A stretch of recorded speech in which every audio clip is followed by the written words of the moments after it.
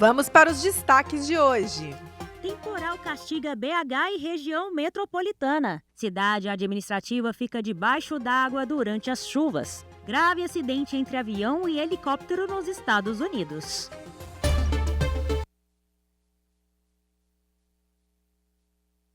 Mais uma vez, a região metropolitana de Belo Horizonte amanheceu contabilizando os prejuízos provocados pelas fortes chuvas de ontem.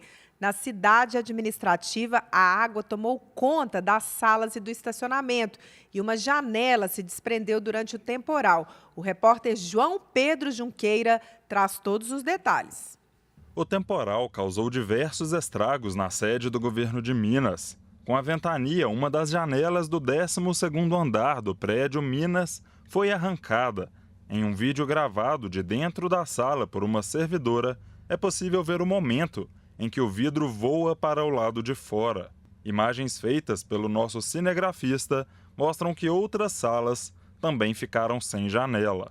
Tanto no prédio Minas quanto no Gerais, vídeos mostram que funcionários precisaram enfrentar fortes vazamentos de água no teto, incluindo por instalações de luz. A chuva causou ainda inundações nos estacionamentos do subsolo. Servidores e equipes de trabalho foram orientados a retirar os veículos de imediato. Problemas nas estruturas aqui dos prédios da cidade administrativa já não são novidade. Em 2023, os elevadores do prédio Minas começaram a apresentar problemas. A perícia, na época, indicou a necessidade de reforço nas estruturas metálicas. Entre julho e dezembro do ano passado, foram feitas obras de reparo nos elevadores. Mas nos dias 2 e 3 de janeiro deste ano, os equipamentos voltaram a apresentar defeitos. 2 servidores ficaram presos no momento em que iam embora para casa. O vice-governador Matheus Simões lamentou o ocorrido e reconheceu que não é a primeira e nem será a última vez que a cidade administrativa passa por esse tipo de problema. Temos ações contra as construtoras e esperamos que em algum momento a justiça se sensibilize para a necessidade de prender os responsáveis políticos pela execução desse despautério que é a cidade administrativa. Ele reiterou ainda o grande prejuízo para os cofres públicos e, de forma irônica, parabenizou os responsáveis pela obra. O governo, no passado, os governos do passado resolveram construir a cidade administrativa de um brejo, né? Um ótimo lugar para se construir uma edificação. Então nós temos problemas construtivos aqui vários, temos investigações sobre isso, problemas com elevadores, subsolo que inunda, está inundado, os subsolos estão inundados de novo. Parabéns àqueles que tiveram o conceito e àqueles que muito porcamente executaram essa obra, causando prejuízo todos os anos para o governo. Servidores denunciaram que os elevadores ontem estavam mais uma vez desligados. Nós recebemos um áudio sobre o problema, enviado por uma servidora que não quis se identificar. Vamos ouvir? Sou servidora pública, eu trabalho na cidade administrativa. E hoje eu estava lá na hora do temporal, eu trabalho no edifício Gerais. E os elevadores, eu não sei te falar se deram pane elétrica ou se foram desligados. Mas todos nós, servidores, depois daquela chuva, nós tivemos que descer pelas escadas, né? E eu tenho que ir amanhã ou sexta. E eu entro em contato com meus colegas e não tem nenhuma manifestação do governo falando pra gente se é pra gente ir amanhã, se é pra gente ficar em teletrabalho. Porque caso a gente chegue amanhã para trabalhar, né, que é meu caso, que eu deveria ir amanhã presencial. Se os elevadores estiverem com problema, eu vou ter que subir 7 andares de escada, né? Isso é muito complicado, é um descaso muito grande com os servidores. Em nota, o governo de Minas informou que a inteligência da cidade administrativa atuou imediatamente para minimizar os danos e que a empresa responsável pela manutenção do local foi acionada para tomar as medidas necessárias. Sobre a questão dos elevadores, o governo não se posicionou. Ainda na região norte de BH, no bairro Solimões, uma árvore caiu na rua Pau Brasil. Derrubou o muro de uma casa, atravessou a rua e atingiu outro imóvel. E também danificou carros e a rede de alta tensão. Os moradores ficaram sem energia. A CEMIG informou que está deslocando para o endereço e que o poste terá que ser substituído. Ainda há 21 clientes sem energia. A previsão é normalizar até o fim do dia o abastecimento. Na região de Venda Nova, moradores e comerciantes viram a cena se repetir. O córrego Vilarinho transbordou no final da tarde. Imagens mostram carros submersos na avenida que precisou ser bloqueada e foi liberada pouco depois. No dia 17 de janeiro, há menos de 2 semanas, a região registrou inundações no mesmo local. Em Santa Luzia, no bairro Conjunto Cristina, um canal transbordou, transformando as ruas em rios de lama. Moradores registraram o momento em que a água invade casas e lojas. Uma imagem impressionante mostra carros presos na correnteza. O Rede Notícia entrou em contato com a Prefeitura para ter um balanço dos estragos e que providências estão sendo tomadas, mas ainda não teve retorno. O Corpo de Bombeiros informou que entre ontem e hoje foram registrados pelo menos 25 atendimentos relacionados às chuvas na região metropolitana de Belo Horizonte. Entre as ocorrências estão 7 salvamentos em inundações e enxurradas, 10 cortes de árvores, sendo que uma delas caiu sobre um veículo e desabou. Não há informações de vítimas. Os bombeiros também realizaram 5 vistorias em árvores com risco de queda e em locais com possibilidade de ocorrências de desmoronamento e de inundações. Com o período chuvoso, como o período chuvoso vai continuar nos próximos dias, é bom ficar atento. E a qualquer sinal de risco, ligue para o 93 dos bombeiros ou para a Defesa Civil 199. Os motoristas que passam pelo anel rodoviário, à altura do bairro Califórnia, precisam ter atenção redobrada. Quem nos conta o motivo é o repórter Leonardo Apolinário. Um buraco dificulta a vida dos motoristas que trafegam no anel rodoviário de Belo Horizonte pouco antes da entrada para a BR-040, no sentido Rio de Janeiro, no bairro Califórnia, região noroeste de Belo Horizonte.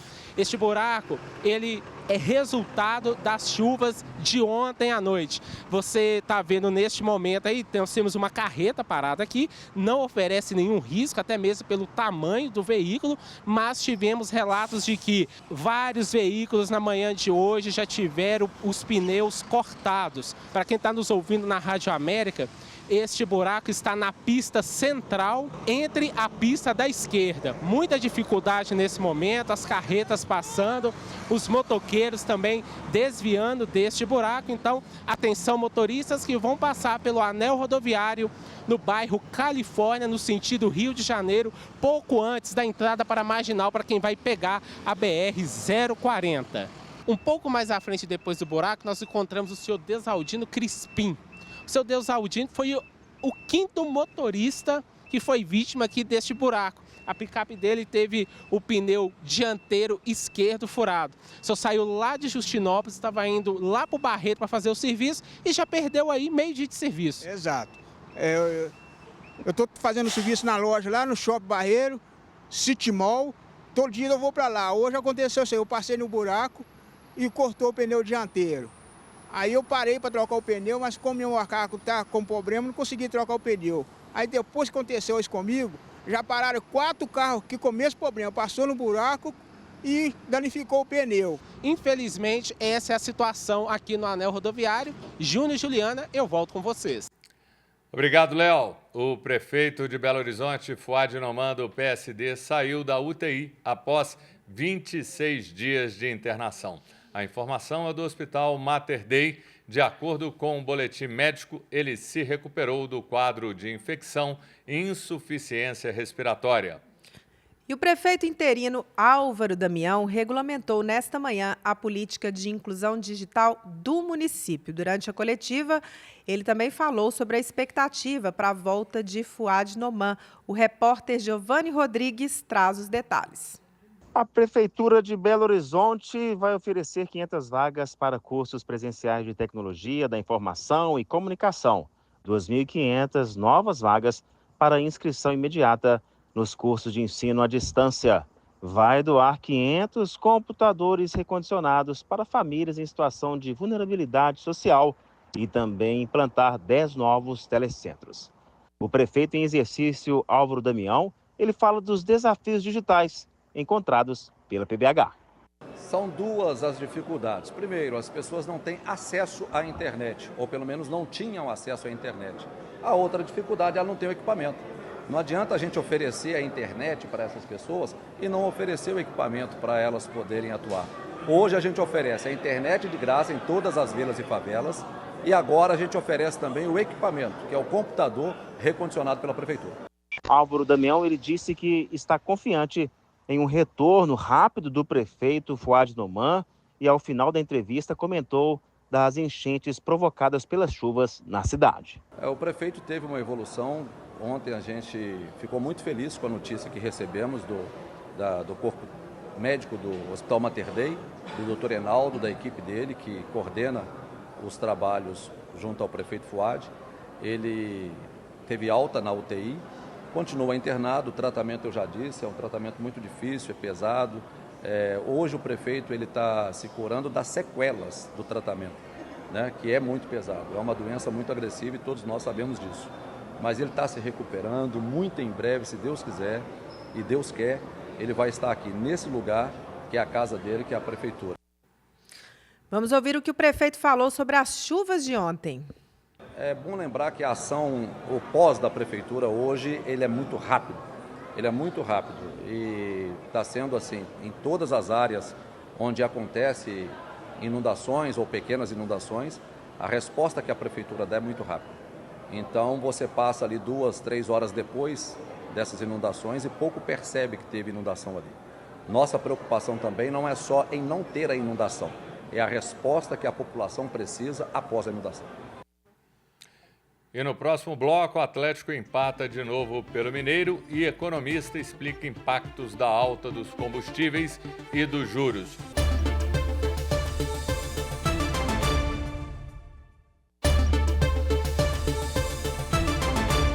Hora do esporte, Campeonato Mineiro, pela 4ª rodada, Atlético e América empataram em 1-1 ontem no Mineirão, em um bom jogo. E hoje o Cruzeiro encara o Itabirito no Independência, enquanto continua na busca por um treinador. Quem fala sobre isso e muito mais é a repórter Sara Zeferino, direto da redação. Boa tarde, Sara. Boa tarde, Juliana. Boa tarde, Júnior Brasil, a todos que nos acompanham aqui na Rede Notícia. Ontem tivemos o primeiro clássico do Campeonato Mineiro. O Atlético recebeu o América no Mineirão em um horário um pouco ingrato, digamos assim. O jogo foi às 10 horas da noite e terminou empatado. O América foi quem abriu o placar nesse belo gol do Fabinho e depois o Atlético chegou ao empate com o gol do Bernard. Já no segundo tempo, o Galo conseguiu empatar a partida. E aí, o técnico Cuca já está fazendo as contas para ele conseguir classificar o time para a semifinal, porque o Galo até aqui tem 4 empates em 4 jogos. Lembrando que nos 3 primeiros jogos no Campeonato Mineiro, quem foi a campo foi a equipe Sub-23 do Atlético, enquanto o time profissional estava lá nos Estados Unidos fazendo a pré-temporada. Então, o jogo de ontem contra o América foi o primeiro jogo do time profissional neste Campeonato Mineiro de 2025. E a 4ª rodada não acabou. Hoje ainda temos mais um jogo pela frente. Itabirito vai enfrentar o Cruzeiro no Independência às 7 horas da noite. O mando é do Itabirito. Enquanto o time vai a campo hoje, a diretoria segue trabalhando nos bastidores. O nome da vez é o português Leonardo Jardim. O Cruzeiro já tem um pré-contrato assinado com Leonardo Jardim e a expectativa da diretoria celeste é que o nome seja anunciado até a próxima semana para substituir o técnico Fernando Diniz, demitido no início desta semana. Eu volto com vocês, Juliana e Júnior Brasil. Obrigado, Sara. Um avião com 64 pessoas e um helicóptero com 3 soldados se chocaram ontem à noite em Washington, nos Estados Unidos. O repórter João Eduardo Santana tem os detalhes. Autoridades dos Estados Unidos acreditam que não há sobreviventes do acidente entre um avião e um helicóptero militar ocorrido na noite de ontem em Washington, nos Estados Unidos. A declaração foi dada pelo chefe do Corpo de Bombeiros, John Donnelly, em coletiva de imprensa nesta manhã. A estatal jornalística britânica BBC afirmou que 30 corpos já foram resgatados, porém, bombeiros afirmam que foram 28, sendo um no helicóptero e 27 no avião. 300 socorristas enfrentaram condições frias, ventos fortes e gelo durante o processo de resgate que segue desde a madrugada. O acidente aconteceu por volta das 9 da noite, horário local, 11 da noite, no horário de Brasília, em uma área próxima ao Aeroporto Internacional Ronald Reagan. O helicóptero fazia um voo de treinamento com 3 soldados a bordo no momento da batida. O caso está sendo investigado pela Agência de Aviação dos Estados Unidos, a FAA. Ainda não há previsão para o término das operações de resgate. Entre as vítimas estão um grupo de patinadores artísticos. Obrigada, João Eduardo. Olha, o presidente Lula falou com a imprensa nesta manhã que o presidente do Banco Central, Gabriel Galípolo, apenas seguiu previsão do gestor anterior de elevar em 1 ponto percentual a taxa básica de juros, a Selic. Um país do tamanho do Brasil, com a responsabilidade do Brasil, o presidente do Banco Central não pode dar um cavalo de pau num mar, revolto, de uma hora para outra. Já estava praticamente demarcado a necessidade da subida de juros pelo outro presidente, e o Galípolo fez aquilo que ele entendeu que deveria fazer. Nós temos consciência de que é preciso ter paciência. Eu tenho 100% de confiança no trabalho do presidente do Banco Central. Eu tenho certeza que ele vai criar as condições para entregar ao povo brasileiro uma taxa de juros menor. A elevação para 13,5% foi anunciada ontem após reunião do Comitê de Política Monetária, o Copom. Segundo o Banco Central, a medida foi motivada pela alta recente do dólar e as incertezas em torno da inflação e da economia global. O Copom já informou que deve ter novo aumento de 1 ponto percentual no próximo mês. Esta foi a 4ª alta seguida da Selic. A taxa está no maior nível desde setembro de 2023. A Selic é o principal instrumento do Banco Central para manter sob controle a inflação oficial medida pelo Índice Nacional de Preços ao Consumidor Amplo. O aumento da taxa Selic não foi bem vista pelo setor de comércio e serviços de Belo Horizonte. Em nota, a CDL informou que o 4º reajuste consecutivo limita o acesso ao crédito e inibe o consumo. E a elevação do preço do diesel em 6 centavos e da gasolina em 10 centavos, anunciada ontem, já está repercutindo entre os motoristas e donos de postos de combustíveis. O valor foi definido pelos estados no Conselho Nacional de Política Fazendária, CONFAS, e vale a partir do dia 1º de fevereiro para todo o país. Nosso repórter João Pedro Junqueira conversou com motoristas e frentistas sobre o assunto. Vamos acompanhar? Tô achando um absurdo, né, cara? Porque abaixa centavos e aumenta quase R$1, no caso. E você já está pensando em encher o tanque? Veio para encher? Qual que é a sua estratégia aí? Desse jeito aí não tá dando para encher, não. Não tá dando para encher. Porque o valor que aumenta para o consumidor é bem elevado, né? Qualquer valor, 30 centavos, 40 centavos, já pesa no bolso de qualquer forma, né? Trazer mais um encargo sobre cada um. E naturalmente tudo vai aumentar também, né? E aí, como é que a gente fica? Será que o salário vai aumentar também? Já e a gente tá preparando aí também, tá enchendo os tanques, porque o aumento vai ser grande, né? Esse ICMS aí vai subir 7,1%, vai dar uma diferença bem grande na bomba, tanto no diesel quanto no gasolina comum, né? Vai subir uma quantidade boa. E provavelmente vai ter falta também na sexta, né?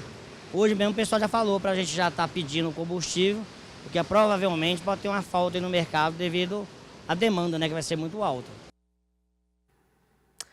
Olha, e para explicar como acontecem os aumentos, tanto da taxa Selic quanto dos combustíveis, o Rede Notícia conversa agora com o professor de negócios da UNA, Estênio Teles. Boa tarde, professor, seja muito bem-vindo. Muito boa tarde, Juliano, muito boa tarde, Júnior Brasil, boa tarde a todos que nos acompanham. Boa tarde, professor. Professor, vamos primeiro falar da taxa Selic. Por que esse aumento, o quarto aumento consecutivo, impacta no consumidor, no consumo principalmente, né? Bom, a gente vê hoje um mercado completamente instável pelas mudanças, o que vem acontecendo nos Estados Unidos, pela alta inflação acontecendo, pela procura de preços, alta demanda. Então, o governo, na verdade, o Copom, ele se vê obrigado a tentar frear esse aumento repentino de inflação, onde especialistas já dizem que isso pode chegar a 15% de Selic até o meio do ano. Tá? Então, é uma tentativa, esse remédio amargo que todos os especialistas dizem, é uma tentativa de frear a inflação. É o melhor mecanismo que hoje o Brasil tem, como outros países do mundo também adotam o mesmo critério.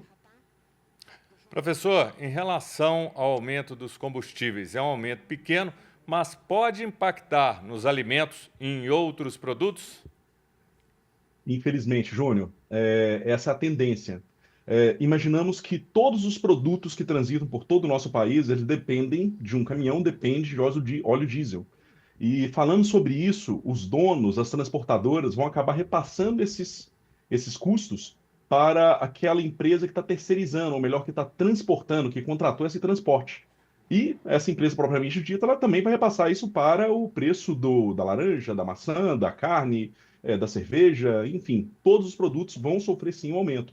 Agora, qual que é o percentual disso? O mercado ele vai nos dizer isso no decorrer dos próximos dias, né? O quanto o produtor ou o quanto o transportador está disposto a assumir essa margem, né? Esse aumento desse imposto, né? Muito obrigada, professor. Nós conversamos com o professor de negócios da UNA, Estênio Tales. Ok, muito obrigado. Obrigado, professor. A CEMIG planeja substituição de medidores mais modernos. As informações com Letícia Bessa. A CEMIG anunciou que pretende trocar mais de 400 mil medidores de consumo de energia no estado em 2025. A intenção da Companhia Energética de Minas Gerais é medir o consumo com maior exatidão a partir de equipamentos mais modernos e com maior confiabilidade. Para isso, o investimento previsto é de R$ 70 milhões. No ano passado, segundo a CEMIG, foram substituídos 550 mil equipamentos que estavam ultrapassados, sendo 107 mil aparelhos só na região metropolitana de Belo Horizonte. O engenheiro de medição e controle das perdas da CEMIG, Marcelo Moreira, diz que as principais vantagens do novo medidor é a segurança na obtenção dos dados e a agilidade para leituristas na coleta de dados para o faturamento correto do consumo. Repórter Letícia Bessa. Pela primeira vez em 113 anos, o Corpo de Bombeiros de Minas Gerais será comandado por uma mulher. O anúncio foi feito pelo governador Romeu Zema, do Novo, em reunião com o secretariado ontem. A coronel Jordana de Oliveira Filgueiras, da Aldemgan, vai substituir o coronel Erlon Dias do Nascimento Botelho. A data de substituição ainda não foi divulgada. Ao longo da carreira, a coronel Jordana de Oliveira ocupou diversas posições de destaque na corporação, incluindo, recentemente, a Diretoria de Assuntos Institucionais. Ela é especialista em administração pública com enfoque em gestão de pessoas pela Escola de Governo da Fundação João Pinheiro e em gestão estratégica de políticas públicas pela Academia de Bombeiros Militar. Termina aqui o Rede Notícia, uma produção da Rede Catedral de Comunicação. Não deixe de nos mandar a sua mensagem ou vídeo. Contribua com Rede Notícia. O nosso WhatsApp você já sabe, 31 99680 2910. Até amanhã. Até amanhã.